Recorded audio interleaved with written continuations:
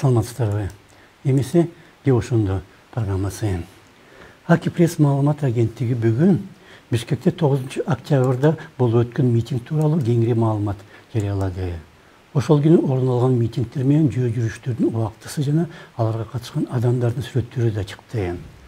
Ала Тоо аянтындагы митинг кечки саат 5-терде башталган жана аны милиция эмес, башка митингчилер күч менен таркаткан.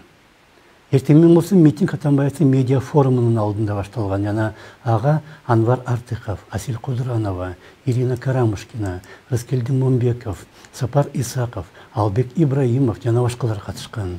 Кийин аларга мурда саясаттан кеттим деген, бирок аны түнчүн ойготуп премьер бол дегенде кайрадан саясатка башы төмен кирген Өмүрбек Бабанов да кошулган. Митингчилер андан соң шаардын борборун көздөй жөө жөнөгөн.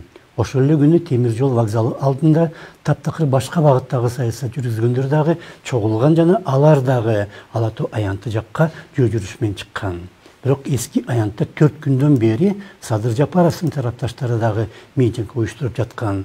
Ошондуктан катуу кагылышуу чыгып кетсе, Тажикстандагыдай болушу толук мүмкүн эле. 9 октябрда Атамбаев гана эмес, 5 октябрда утулуп калгандар дагы реваншты эңсеген. Анткени алар көптөн бери даярдаган жеңишти башкалар мурдунун учунан илип кеткен. 4 октябрдагы шайлоо адилетсиз жана демократиялык эмес болоорун баары алдын ала билген жана ошондой жыйынтыкка каршы чыгуу пландары иштелип чыккан. Бирок ал пландар акыркы мүнөттө оңторулуп калса, ал кимге жакмак эле? Садыр Жапаровду колдогондор деле окуялар ушинтип өнүгөрүн билген эмес.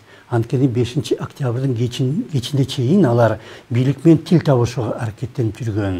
Бирок төңкөрүш башталганда алар алеки заматта пландарын өзгөртүп, башкача аракеттене баштаган. Андай аракеттер жалаң эле айылдан маршрутка менен Бишкекке келгендер ишке ашыра албайт болчу. Албетте кимдир бирөөнүн ичи аябай күйдү. 9 октябрда эмне болду? Алар эмне үчүн аянтка келди? Эч кандай принципи жоктор бири-бири менен бирикти. Большевиктер, католиктер, протестанттар, гитлерчилер бириккен сыяктуу. Жана алар аянтка келгенде башына Атамбаевди коюп алышты. В главе стоит Атамбаев. Алдын ала даярдалган план ойдогудай ишке ашкан жок. Аткаруучулар абдан жаман иштеген. Ошондуктан алар үчүн дагы реванш керек эле.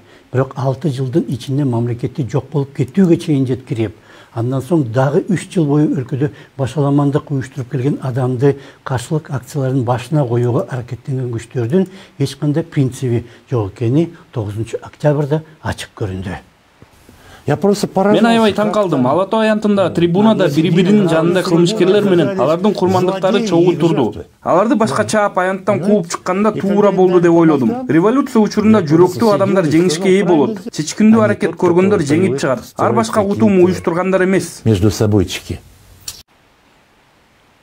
Мурда болуп өткөн эки революция айрым күчтөрдө ак үйдө басып алса эле иштин баары бүтөт дегендей жалган түшүнүк пайда болгон.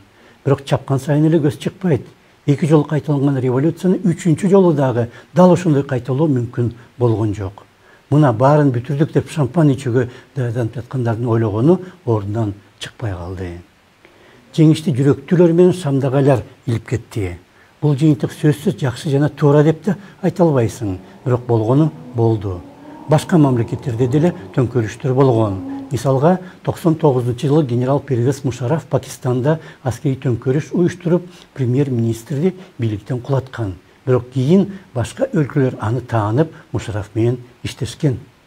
1917-жылы Россияда большевиктер төңкөрүш уюштурганда, бүткүл дүйнө аларды таанаганда баш тарткан. Бирок убакыт өткөндөн кийин алар большевиктер менен дагы иштешкен. Же ошондо саламат калыңыздар.